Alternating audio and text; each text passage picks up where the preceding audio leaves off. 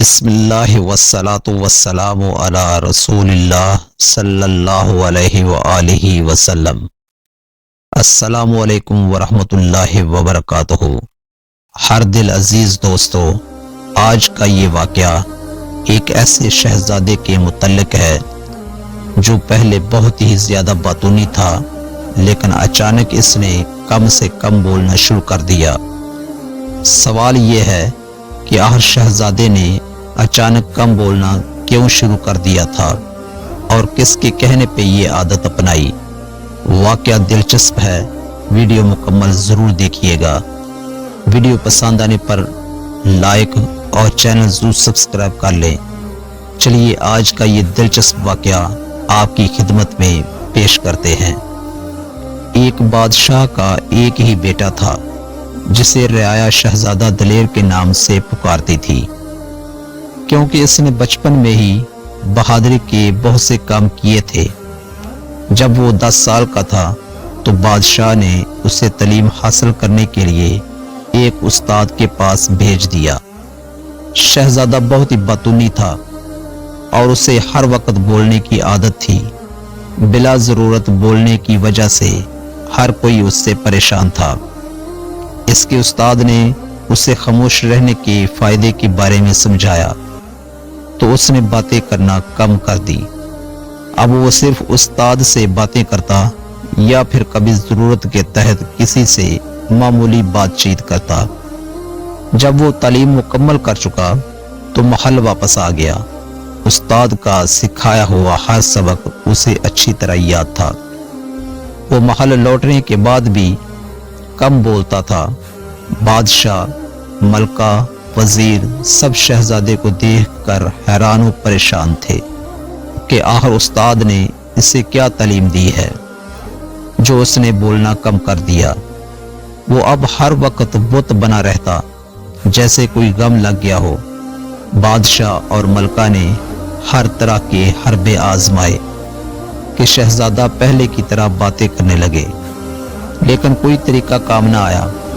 کافی سوچ بچار کے بعد ایک وزیر نے بادشاہ کو صلاح دی کہ شہزادے کو شکار پر لے کر چلتے ہیں، شاید وہاں جا کر اس کا دل بہل جائے اور وہ پہلے کی طرح خوش رہے اور باتیں کرنے لگے۔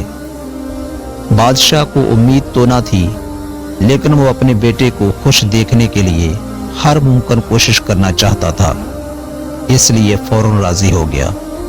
بادشاہ سمیت تمام امیر اور وزیر شہزادے کو لے کر جنگل شکار کرنے چلے گئے۔ اب مسئلہ یہ تھا کہ بادشاہ کی سواری جنگل کے جس حصے سے گزرتی، ان کی آہٹ کی وجہ سے وہاں کے تمام جانور پہلے ہی چکنا ہو جاتے اور محفوظ مقام پر چلے جاتے۔ اسی طرح شام ہو گئی، جنگل کا سناٹا بڑھتا جا رہا تھا۔ دن بھر گھومنے کے بعد بھی جب کوئی شکار ہاتھ نہ آیا تو وزیر کو خیال آیا کہ اگر خالی ہاتھ لوٹے تو لوگ باتیں بنائیں گے کہ بادشاہ، شہزادہ، وزیر سب مل کر ایک شکار تک نہ کر سکے۔ ابھی وہ اسی سوچوں میں گم تھا کہ سنسان جنگل میں قریبی جھاڑیوں سے الو کی آواز آئی۔ ہر ایک کی توجہ اس جانب مبذول ہو گئی۔ وزیر نے سوچا کہ کچھ نہ ہونے سے بہتر ہے کہ کچھ ہو۔ کوئی بڑا جانور نہ صحیح، الو ہی صحیح۔ جس جانب سے آواز آئی اس نے اسی جانب بندوق سے فائر کر دیا۔ بندوق سے نکلی گولی آن کی آن میں الو کو جا لگی اور وہ موقع پر ہی دم توڑ گیا۔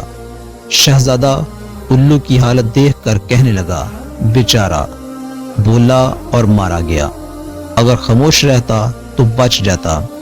اب بادشاہ سمیت ہر کوئی شہزادے کو حیرانگی سے دیکھ رہے تھے کہ اس نے کتنے پتے کی بات کی۔ استاد نے اسے کیسا سبق سکھایا تھا۔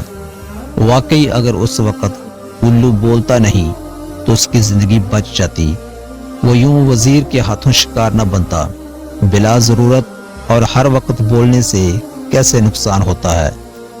باتیں کرنا اچھی بات ہے، لیکن بولتے وقت یہ خیال رکھیں کہ آپ کیا کہہ رہے ہیں۔ اس سے کسی کا دل تو نہیں دکھ رہا۔ آپ کی بات میں دلیل ہونی چاہیے، کوئی من کہے یا نہیں، بعض اوقات ہمیں ہمارا کہا ہوا لوٹ کر ہمارے پاس آتا ہے، اسی لیے تو کہتے ہیں کم بولنا اور سمجھداری کی بات کرنا عقل مندوں کی نشانی ہے۔ دوستو، اس ویڈیو کو دوستوں کے ساتھ ثواب کی نیت سے شیئر ضرور کیجئے اور مزید ویڈیوز دیکھنے کے لیے چینل ضرور سبسکرائب کر لیجئے۔ اجازت دیجئے، اللہ حافظ و ناصر، والسلام علیکم ورحمۃ اللہ وبرکاتہ۔